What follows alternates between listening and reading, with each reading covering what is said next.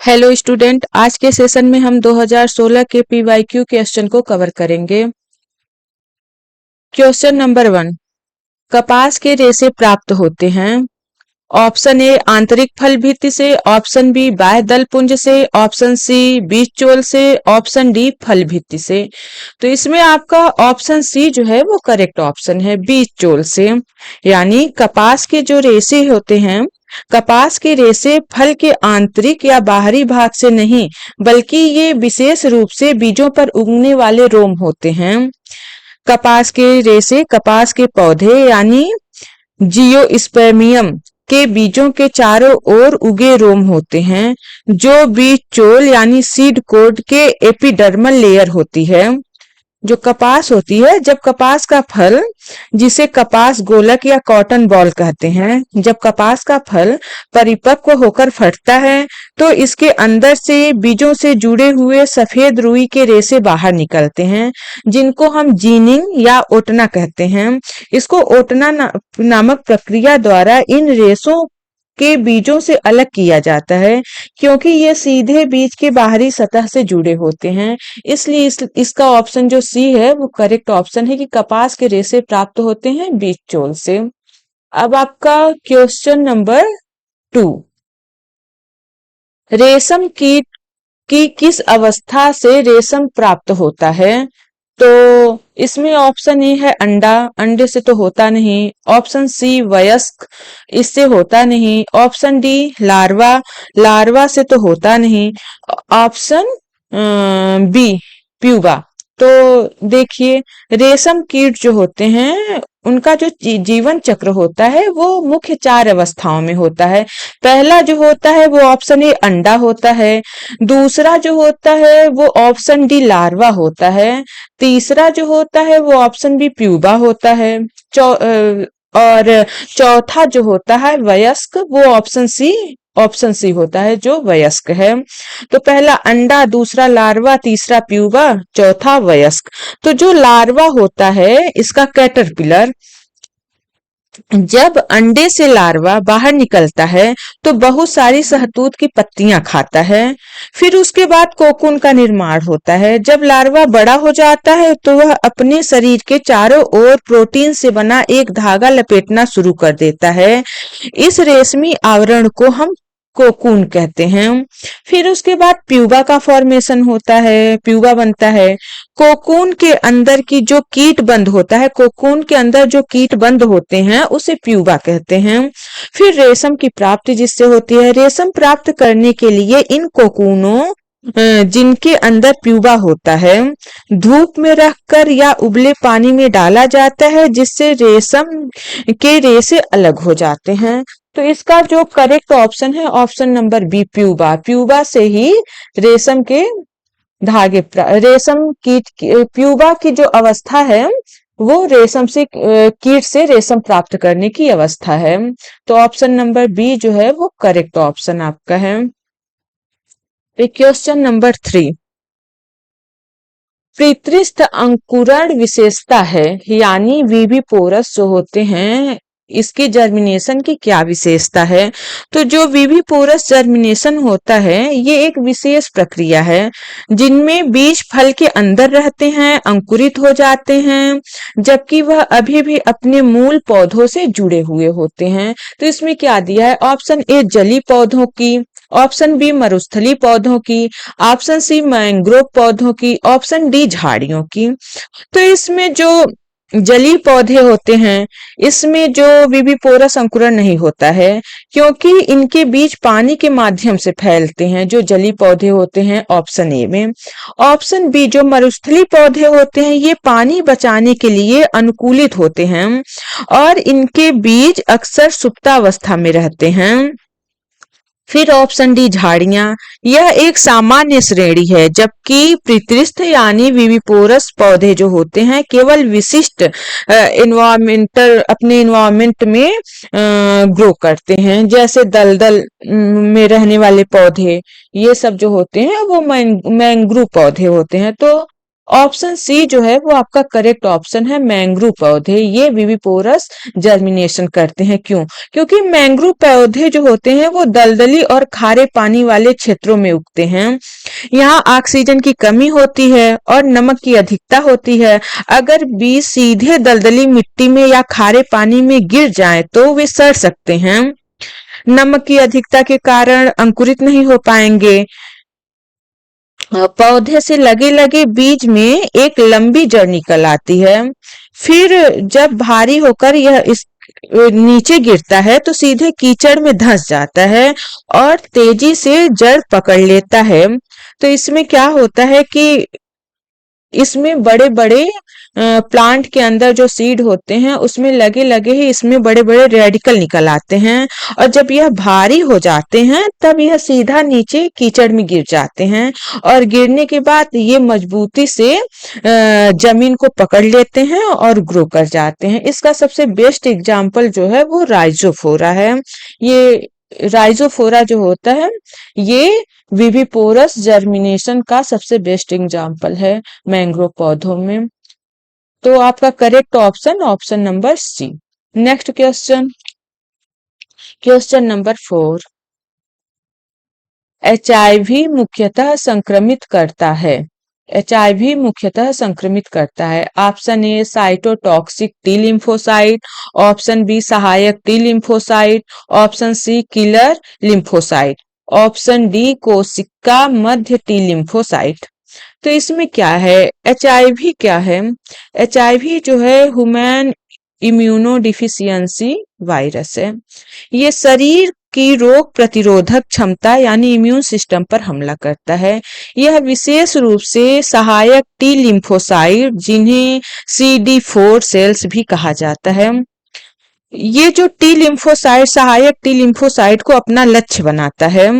HIV virus जो होता है वो CD4 सेल की सतह पर मौजूद रिसेप्टर से जुड़ता है, उसके अंदर प्रवेश करता है। वायरस इन कोशिकाओं के अंदर अपनी संख्या बढ़ाता है। फिर उसके बाद सहायक टी कोशिकाएं प्रतिरक्षा प्रणाली को अन्य संक्रमणों से लड़ने के लिए संकेत देती है। जब ये कोशिकाएं बहुत कम हो जाती हैं तो शरीर की प्रतिरक्षा प्रणाली यानी इम्यून सिस्टम कमजोर हो जाती है और शरीर अन्य बीमारियों और संक्रमणों यानी एड्स का शिकार हो जाता है। तो इसमें आपका करेक्ट ऑप्शन जो है ऑप्शन बी सहायक टी लिम्फोसाइट एचआईवी को मुख्यतः संक्रमित करता है। तो इसका correct option option number B. Next question, question number 5। Question number 5 जो है क्या है? डाउन सिंड्रोम होता है। डाउन सिंड्रोम क्या होता है? ऑप्शन ए 21वें गुणसूत्र की एक सूत्रता, ऑप्शन बी 21वें गुणसूत्र की त्रिसूत्रता, ऑप्शन सी पुरुष में एक अतिरिक्त गुणसूत्र, ऑप्शन डी स्त्रियों में एक अतिरिक्त गुणसूत्र। तो इसमें क्या है? सामान्य तौर पर हमारे शरीर की हर कोशिका में क्रोमोसोम के 23 जोड़े यानी कुल 46 जोड़े होते हैं।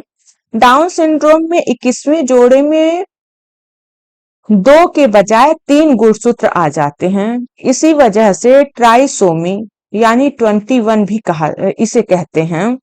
इस स्थिति मतलब यह स्थिति जो है वो जन्मजात होती है और कोशिका विभाजन सेल डिवीजन के दौरान हुई एक गलती के कारण होती है। इससे प्रभावित व्यक्ति में शारीरिक विकास धीमा हो सकता है, चेहरे की बनावट अलग हो सकती है और इसका जो IQ लेवल है वो भी कम रहता है। तो इसका करेक्ट ऑप्शन है ऑप्शन बी 21वें गुणसूत्र की त्रिसूत्रता के कारण डाउन सिंड्रोम होता है। फिर नेक्स्ट क्वेश्चन, क्वेश्चन नंबर 6। निम्न में से किस पौधों के रंध्र दिन में बंद और रात में खुलते हैं? Option A water lily, option B cactus, option C cycas, option D orchids. तो कौन से पौधे हैं जिनके रंध्र दिन में बंद और रात में खुलते हैं? तो ये कैक्टस जो है ऑप्शन सी आपका। ये क्यों है? क्योंकि ये एक रेगिस्तानी पौधा है। जैसे रसीले पौधे कैम कैन जो होते हैं, ये जो पौधे होते हैं कैक्टस, एक अलग टाइप की फोटोसिंथेसिस की प्रक्रिया करते हैं। उसका जो नाम है वो कैन है।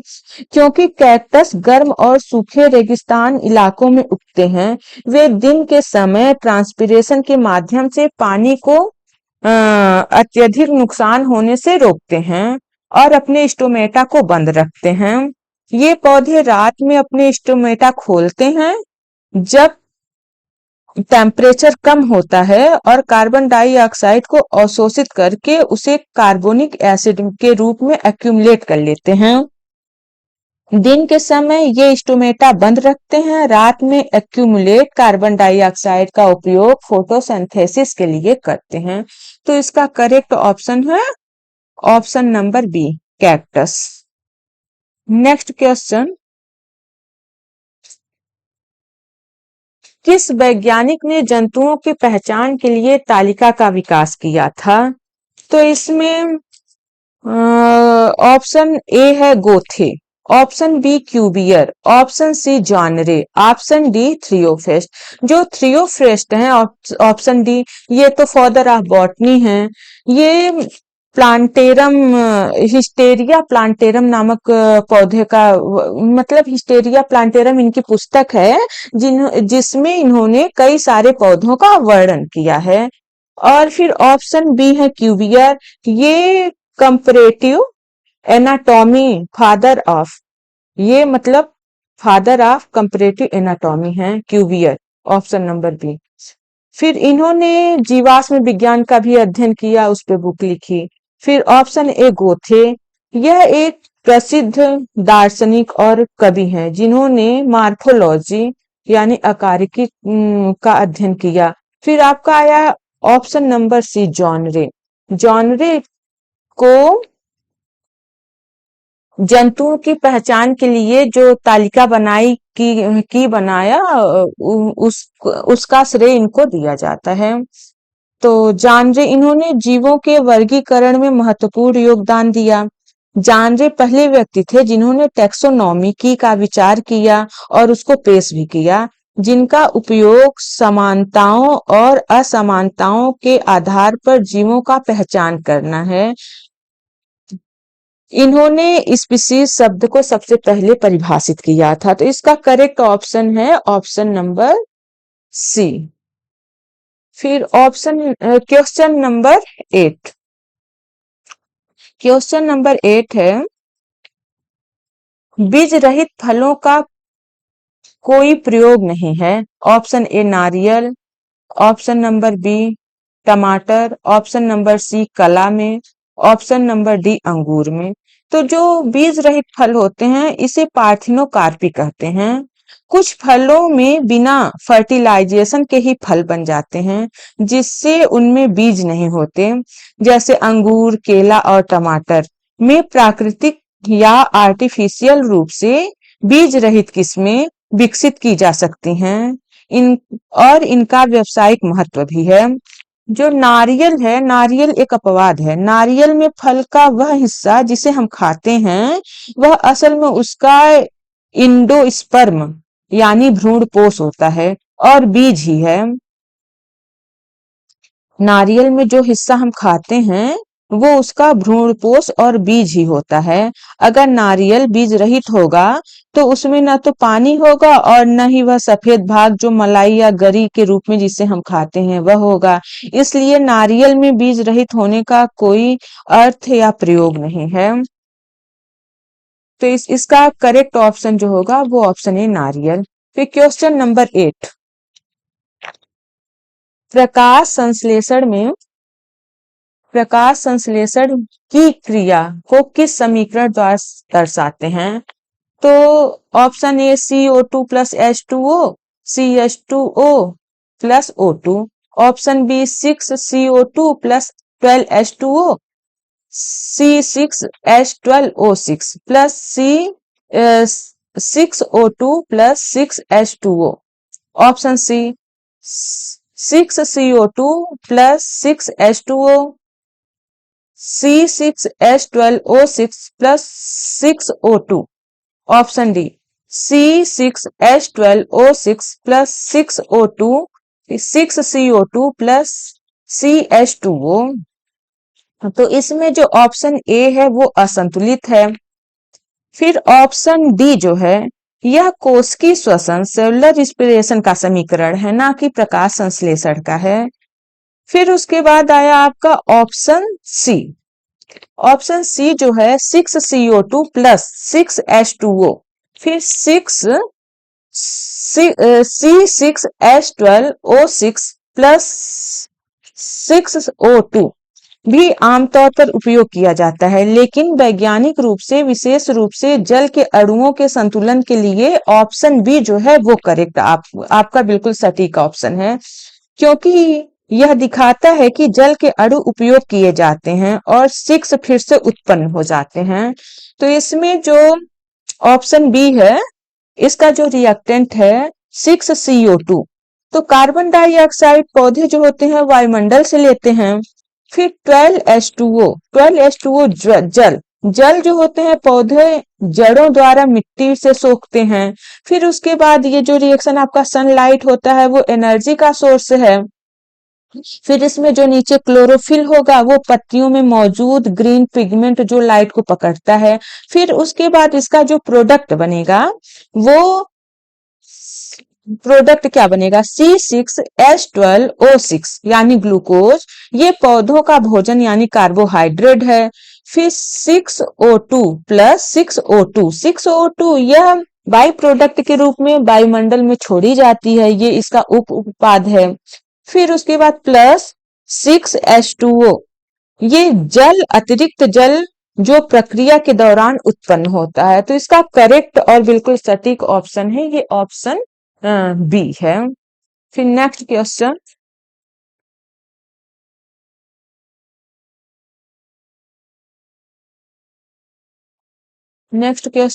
स्कर्वी रोग किसके कमी के कारण होता है?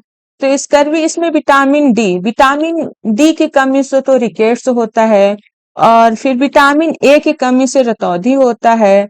इसमें करेक्ट ऑप्शन आपका विटामिन सी है। विटामिन सी जो है जिसका साइंटिफिक नेम है एस्कॉर्बिक एसिड, यह मानव के शरीर में यानी मनुष्य के शरीर में कोलेजन नामक प्रोटीन के निर्माण के लिए आवश्यक है। कोलेजन जो है वो शरीर के ऊतकों, त्वचा, रक्त वाहिकाओं, हड्डियों और दांतों को मजबूती प्रदान करता है। जब शरीर में विटामिन सी की लगातार कमी होती है तो कोलेजन का उत्पादन रुक जाता है, जिससे मसूड़ें कमजोर हो जाती हैं और मसूड़ों से खून आना प्रारंभ हो जाता है। दांतों का गिरना, कमजोरी, दांत जो गिरने लगते हैं, कमजोर हो जाते हैं, जोड़ों में सूजन और त्वचा पर चकत्ते जैसे लक्षण दिखाई देते हैं। विटामिन सी जो होते हैं इस रोग से बचने के लिए खट्टे फल जैसे संतरा, नींबू, आंवला, अमरूद और आदि हरी सब्जियों का सेवन करना चाहिए। तो option C is correct option, vitamin C.